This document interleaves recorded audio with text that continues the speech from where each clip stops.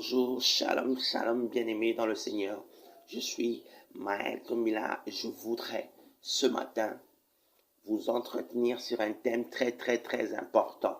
Ce thème, bien-aimé, c'est le Dieu des cas impossibles. C'est quoi le Dieu des cas impossibles, bien-aimé? Je voudrais dire à quelqu'un ce matin que le Dieu des cas impossibles, c'est le Dieu qui a le pouvoir d'apporter des solutions pratiques à des problèmes concrets. Autrement dit, il a la capacité de résoudre des problèmes théoriquement impossibles, techniquement improbables et potentiellement non rentables, bien-aimés. Le Dieu des cas impossibles, c'est le Dieu qui créa l'univers et le temps en partant du néant.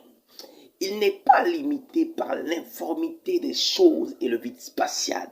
Le Dieu des cas impossibles, bien-aimés, ne se limite pas à votre handicap physique, intellectuel ou spirituel. Le Dieu des cas impossibles, bien-aimés, ne se limite pas au fait que vous soyez dans l'informel, un hors-la-loi ou un fugitif. Le Dieu des cas impossibles, bien-aimés, ne s'attarde pas sur ce que vous avez fait de mal par le passé. Bien-aimés dans le Seigneur, permettez-moi de vous dire ce matin que le Dieu des cas impossibles n'est pas limité par l'atmosphère des ténèbres ou la mauvaise conjoncture, bien-aimés. Le Dieu des cas impossibles n'est pas limité par le temps qu'il fait dehors, qu'il y ait les intempéries, qu'il y ait la neige, qu'il y ait la tempête. Le Dieu des cas impossibles n'est pas limité par les crises qui peuvent affecter votre environnement, que ce soit les crises politiques, que ce soit les crises économiques, que ce soit les crises militaires, que ce soit les crises diplomatiques. Le Dieu des cas impossibles n'est pas limité par le mauvais choix ou les mauvaises décisions que nous prenons souvent. Ces dernières ne changent en aucun cas sa nature, bien-aimée. Que vous soyez blanc ou noir, jaune ou rouge, cela m'importe. Permettez-moi seulement d'annoncer à quelqu'un à cet instant que le Dieu des cas impossibles, c'est le Dieu qui a établi les premières institutions célestes et terrestres. Le Dieu des cas impossibles, bien-aimé, a établi la première monarchie que l'on appelle la monarchie de la Sainte Trinité. La monarchie de la Sainte Trinité, bien-aimé, c'est la monarchie du Père qui a pour fonction principale l'élévation de quelqu'un. La monarchie de la Sainte Trinité, bien-aimé, c'est la monarchie du Fils qui a pour fonction principale le relèvement de quelqu'un. La monarchie de la Sainte Trinité, bien-aimé, c'est la monarchie du Saint-Esprit qui a pour fonction principale la révélation dans l'esprit de quelqu'un. Je voudrais également dire à quelqu'un ce matin que le Dieu des cas impossibles, c'est le Dieu qui instaura en premier la première république démocratique. Croyez-moi, le Dieu des cas impossibles a établi le premier homme à qui il a attribué une mission démocratique. Le Dieu des cas impossibles a établi le premier couple à qui il a établi des pouvoirs démocratiques. Le Dieu des cas impossibles a établi la première démocratie nationale dans la première république de l'humanité. À ceux et celles qui doutent encore, laissez-moi vous dire que le Dieu des cas impossibles n'est pas limité par la méchanceté du monde. Le Dieu des cas impossibles, bien-aimés, sachez-le, n'est pas indifférent à nos souffrances, car il est juste avec ses serviteurs les plus fidèles, bien-aimés. Le Dieu des cas impossibles compatit à nos problèmes. Le Dieu des cas impossibles nous met sur le droit chemin. Le Dieu des cas impossibles est solidaire envers ses serviteurs bien-aimés. Je veux dire à quelqu'un ce matin que le Dieu des cas impossibles est un Dieu d'amour. C'est un Dieu qui aime notre âme, bien-aimé. Nous pouvons lire dans Matthieu 22, verset 37, ceci. Tu aimeras le Seigneur, ton Dieu, plus que de tout ton cœur, de toute ton âme et de toutes tes pensées, bien-aimé. Je veux dire à quelqu'un ce matin, bien-aimé, que Dieu aime notre âme, bien-aimé. Et parce qu'il aime notre âme, il voudrait également, bien-aimé, que nous puissions l'aimer de la même manière que nous l'aimons, sinon plus, bien-aimé. Je veux dire à quelqu'un ce matin que Dieu n'aime pas seulement notre âme, il aime aussi notre corps, car il nous a fait à son image, bien-aimé. Est-ce que quelqu'un me comprend? Ne savez-vous pas que votre corps est le temple du Saint-Esprit qui est en vous, dit le Seigneur?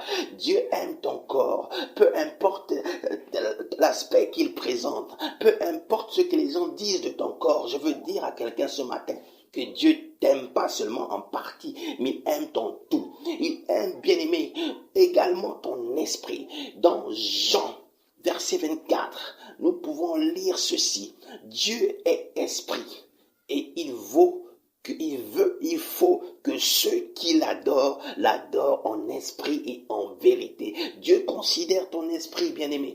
Dieu considère ton esprit, bien-aimé. Dieu ne veut pas seulement que tu l'adores par la chair. Il veut également que tu l'adores en esprit et en vérité.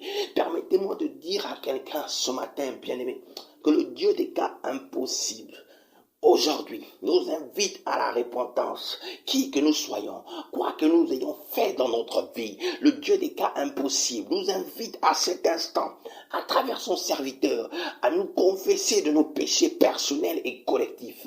Le Dieu des cas impossibles, bien-aimés, nous invite à lui demander pardon sincèrement pour nos mauvaises pensées, nos mauvaises paroles et nos mauvaises actions envers lui, envers notre prochain, mais également envers nous-mêmes. Le Dieu des cas impossibles, bien-aimés, nous demande de lui promettre que nous n'allons plus désormais recommencer ce que nous avons eu à faire de par le passé, que nous allons nous abstenir désormais de mal agir, bien-aimé. Le Dieu des cas impossibles est un Dieu de repentance. Je veux dire à quelqu'un ce matin également quelque chose d'exceptionnel. C'est ceci, que le Dieu des cas impossibles n'est pas limité par les actes abominables des hommes et des femmes de ce monde. Ces actes qu'il pose au quotidien, bien-aimé. Voilà pourquoi il nous invite sincèrement à demander pardon à Dieu. Il veut sauver notre âme et restaurer des vies. Dieu veut sauver nos âmes et restaurer des vies, bien-aimés. Je veux dire à quelqu'un ce matin que Dieu a le pouvoir de restaurer notre santé physique. Je veux dire à quelqu'un ce matin que Dieu a le pouvoir de restaurer notre santé intellectuelle. Je veux dire à quelqu'un ce matin que Dieu a le pouvoir de nous restaurer spirituellement, bien-aimés. Mais je veux également dire à quelqu'un ce matin que Dieu restaure notre santé économique. Il a ce pouvoir-là. Dieu a le pouvoir de restaurer notre santé monétaire. Dieu a le pouvoir de restaurer également notre santé financière, bien-aimé. Mais ce n'est pas tout. Dieu restaure également les couples en conflit ou divisés. Il a ce pouvoir-là. Il a le pouvoir de restaurer les personnes, des peuples qui ont été maltraités ou abusés par le passé. Il a le pouvoir de restaurer les nations qui ont été outragées ou agressées de par le passé, bien-aimé. Dieu a ce pouvoir-là. Dieu a ce pouvoir-là. Je parle ici du Dieu des cas impossibles. Je parle ici du Dieu des cas impossibles. Je parle ici du Dieu d'Abraham, du Dieu d'Isaac, du Dieu de Jacob, du Dieu de Joseph, du Dieu de Moïse, bien-aimé. Je parle ici de Dieu le Père, de Dieu le Fils et de Dieu le Saint-Esprit. C'est le Dieu que je prie et c'est le Dieu que je veux t'amener à prier et adorer, à louer en esprit et en vérité. Il t'appelle ce matin. Il t'appelle ce matin et il veut que tu fasses le premier pas. Tu fasses le premier pas et il fera le reste. Dieu fera le reste. Dieu te restaurera. Le Dieu des cas impossibles a prévu quelque chose d'exceptionnel pour toi. Tu as un miracle qui t'attend. Je te demande seulement de prendre ton courage à deux mains et d'aller vers Jésus pour embrasser ton miracle. Dieu a besoin de changer des vies et je crois que Dieu aura l'occasion de transformer des vies. Je suis joyeux car je crois que ce message n'est pas tombé dans les oreilles de sourds. Mon cœur est plein de joie car je crois que ce message va susciter quelque chose dans le cœur de quelqu'un. Ce message est une semence. Ce message est une semence miraculeuse qui aura l'occasion d'éclore dans le cœur de quelqu'un, dans l'esprit de quelqu'un. Que cette éclosion soit davantage le partage de celui qui m'écoute, que cette éclosion soit davantage le partage de celle qui m'écoute, que tu sois un homme, que tu sois une femme, que tu sois un jeune, que tu sois une jeune, que tu sois une fille, une fillette, peu importe, que tu sois un millionnaire, que tu sois un milliardaire, que tu sois, qui que tu sois, Dieu t'appelle et Dieu te demande de venir car l'heure du changement est arrivée. L'heure du changement est arrivée. La cloche du changement est en train de sonner. La cloche du changement est en train de sonner. La cloche du changement est en train de sonner. Dieu appelle quelqu'un ce matin dans la nation. Dieu appelle quelqu'un ce matin dans la République. Dieu appelle quelqu'un ce matin sur les réseaux sociaux. Dieu appelle quelqu'un ce matin par téléphone. Dieu appelle quelqu'un ce matin par télépathie. Dieu appelle quelqu'un ce matin par la parole, par sa parole qui est déclarée à travers son serviteur, par la parole inspirée par l'Esprit de Dieu. N'attends plus. Viens au Seigneur et connecte-toi au nom puissant de Jésus-Christ et je crois que la grâce de l'Éternel sera ton partage pour cette année 2022. Je peux encore bénir quelqu'un ce matin et le remercier de m'avoir écouté. N'hésite surtout pas à te repasser ce message. N'hésite surtout pas à l'écouter encore et encore, car je crois qu'en l'écoutant encore et encore, tu auras l'occasion d'embrasser véritablement la profondeur de ce message. J'en ai terminé et je vous dis davantage à chacun et à tous que Dieu vous bénisse au nom puissant de Jésus-Christ. Amen. C'était de l'autre côté des ondes, Maël Komila dit Koma, le grand mytho réformiste, encore appelé Koma légendaire. Je vous remercie et je vous dis tout simplement à bientôt pour un autre moment d'inspiration forte. Que Dieu vous bénisse.